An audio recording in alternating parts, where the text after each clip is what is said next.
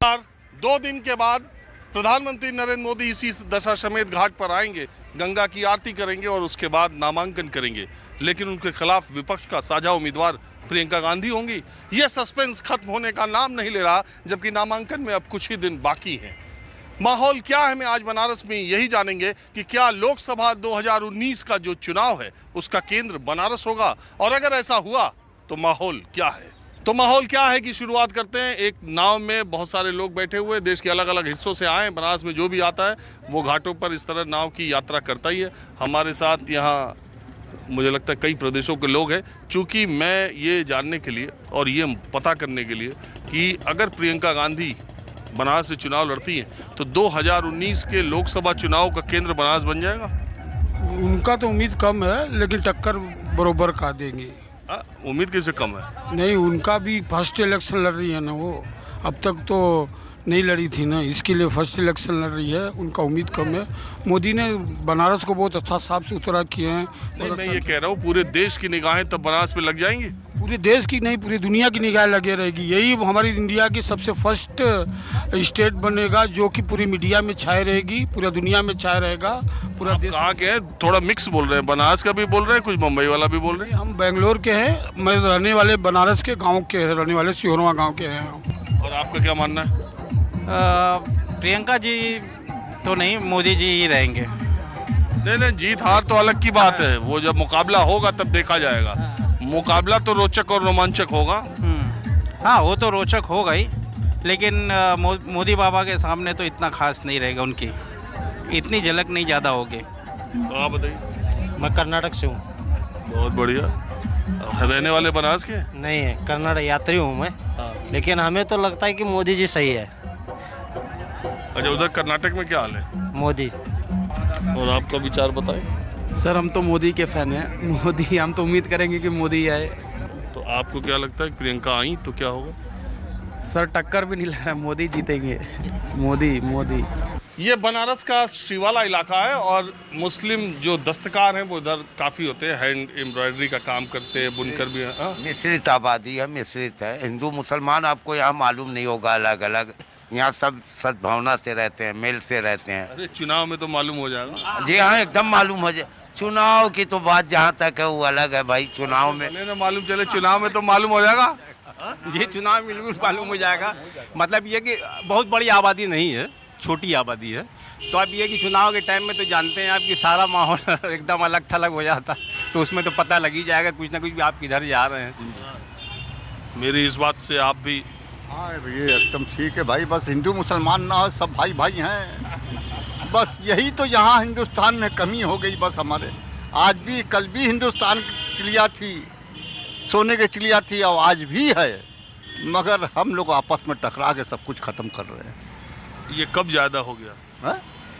हाँ, उसको नहीं, आप तो समझ ही रहे हैं उसको तो आप समझ ही रहे हैं। अब क्या है, अब ज़्यादा क्या किया जाए? कहे कि कोई फ़ायदा नहीं, कहे कि कोई फ़ायदा नहीं, समझ तो रहे हैं आप। क्योंकि परेशानी बढ़ गई, ज़्यादा नहीं हुआ कमी में, मगर परेशानी बढ़ गई बहुत ज़्यादा। कारोबार नहीं इस वक्त, समझ लीजिए आप, कारोबार नहीं, एकदम हर आदमी परेशान है। दस्तकार के बाद काम नहीं है, हर आदमी रो रहा है। हम जानने के लिए आए हैं कि बड़ी चर्चा है कि 2019 का जो लोकसभा चुनाव है उसका पूरा केंद्र बनारस हो जाएगा।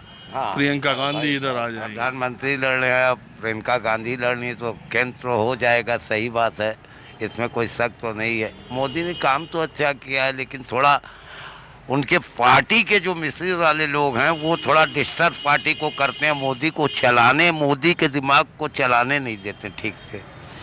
तो और ऐसा बोल जाते हैं कि कुछ न कुछ जहर उसके अंदर उबाल खा जाए, जिससे हिंदू मिश्रित अलग अलग हो जाए।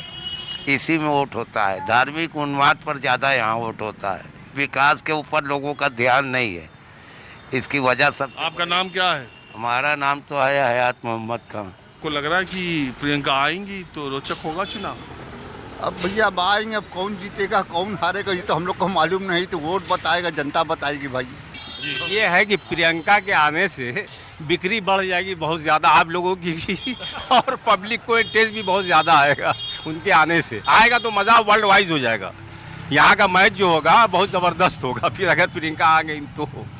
हर आदमी यहाँ पे परेशान हो गया है। हम लोगों का काम यहाँ पे साड़ी का है, बुनकर परेशान, साड़ी का काम करने वाले परेशान, हम लोग बैठ का भी काम करते हैं, कोई काम नहीं है। अगर हम लोग अपने बच्चों को पढ़ा लिखा के ग्रेजुएशन भी कराएंगे तो पकौड़ा बेचेगा, फिर वो कहेंगे चौकीदार है, तो हम लोग कैसे पढ़ाएं? चौकीदार बनाने के लिए पढ़ाएंगे कि पकौड़ा बेचने के लिए पढ़ाएंगे? माहौल क्या है, मैं बनारस के शिवाला से किसी दूसरी तरफ चलते हैं।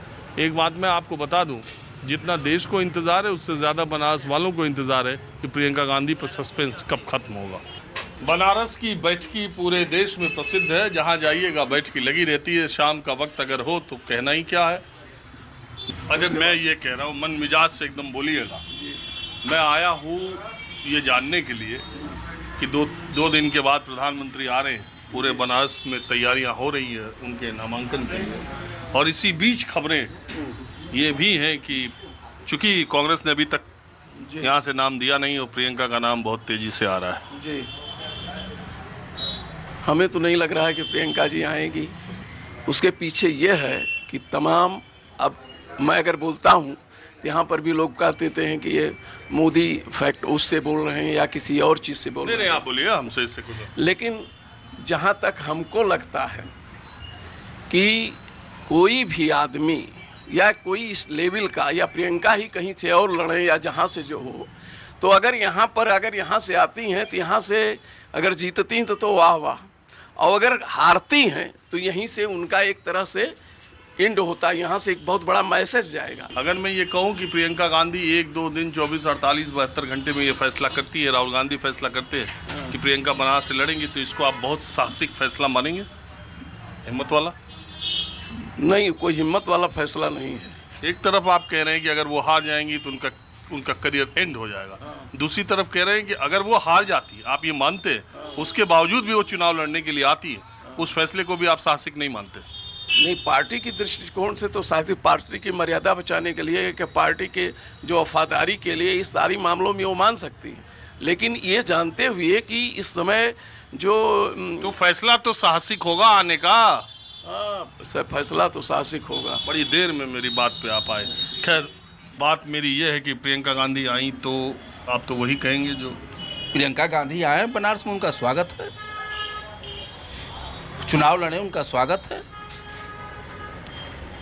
उनको चुनाव लड़ने का अधिकार है। अभी तक वो बोल रही थी कि अगर अध्यक्ष हमको आदेश करते हैं तो हम बनारस से चुनाव लड़ेंगे, उनके अध्यक्ष अब क्या करेंगे यह उनके ऊपर निर्भर करता है। प्रधानमंत्री नरेंद्र मोदी के सामने चुनाव लड़ना बस लड़ना ही है या कुछ नहीं?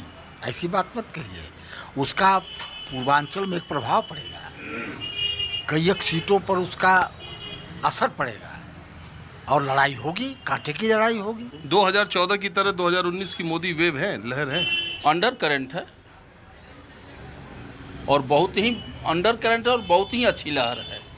प्रियंका गांधी और क्या 2019 का जो लोकसभा चुनाव है उसका केंद्र बनारस बन जाएगा क्या अगर प्रियंका लड़ती?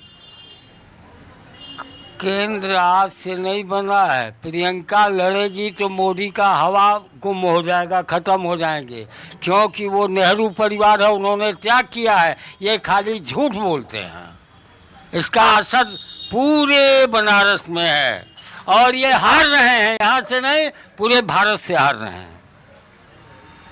आप सुने वो क्या कह रहे थे? वो सब मैं सुन चुका हूँ। बीजेपी मोदी का अंडर करंट चल रहा है, खाली 4 ठे पैखाना बनवा दिया तो यह डेवलपमेंट कर दिया भारत के, और झूठ बोल रहा दुनिया भर के ये करेंगे वो करेंगे। क्या कैला बतावा? आप बताइए इन्होंने क्या किया है भारत में, क्या किया है इन्होंने? 80 आपका बनारस में 80 घाट साफ कर दिया, 80 बाजार कट्टार का जंजाल, काशी विश्वनाथ कॉरिडोर ना ना ना ना, विश्वनाथ कॉरिडोर तो नाश कर दिया, सांस्कृतिक भारतीय संस्कृति को, काशी के संस्कृति को नष्ट कर दिया इन्होंने, और घाट साफ कर दिया। घाट आज से साफ है, घाट आज से बना है, इन्होंने कई पत्थर रखा है वहाँ, और कई बार सफाई और घाट तो बहुत दिन से बन रहा है। मोदी तो अभी 5 साल से आए हैं। क्या बात आप लोग करते हैं, ऐसा प्रश्न पूछते हैं, हमको बड़ा आश्चर्य होता है। इस उम्र में जोश देख रहे हैं इनका? हाँ देख रहे हैं। अब बताइए, जवाब है आपके पास कुछ? नहीं, कोई जवाब नहीं। तो आप बताइए, जो मैं कह रहा था कि प्रियंका गांधी, नहीं देखिए, प्रियंका गांधी अगर खड़ी होती हैं तो बहुत अच्छा चुनाव होगा। ये शायद देश लेवल का सबसे माने सम्मानजनक चुनाव होगा। लेकिन ये मेरा ये मानना है कि ये कांग्रेस के लिए आत्मघाती कदम हो जाएगा। ये उसका भविष्य जो है खत्म हो जाएगा। इनके बात से मैं सहमत हूँ। प्रियंका जी अभी उभरती हुई स्टार हैं और कांग्रेस ने इस देश के लिए किया तो बहुत कुछ है, इसमें कोई संदेह नहीं है। लेकिन आज का जो परिवेश है उसके अनुसार जो चुनाव का माहौल है, इसमें कांग्रेस सत्ता को संभाल नहीं पाएगी। तो बात यह है कि जरा सा आप एक मिनट, हाँ जी, यही सवाल जो चल रहा।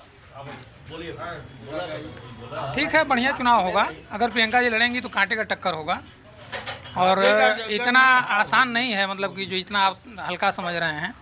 हमको लगता है कि दो बात तो होगी। एक जो है, कम से कम मोदी जी का जो अंतर है वो कम होगा, जीत का अंतर है वो कम होगा।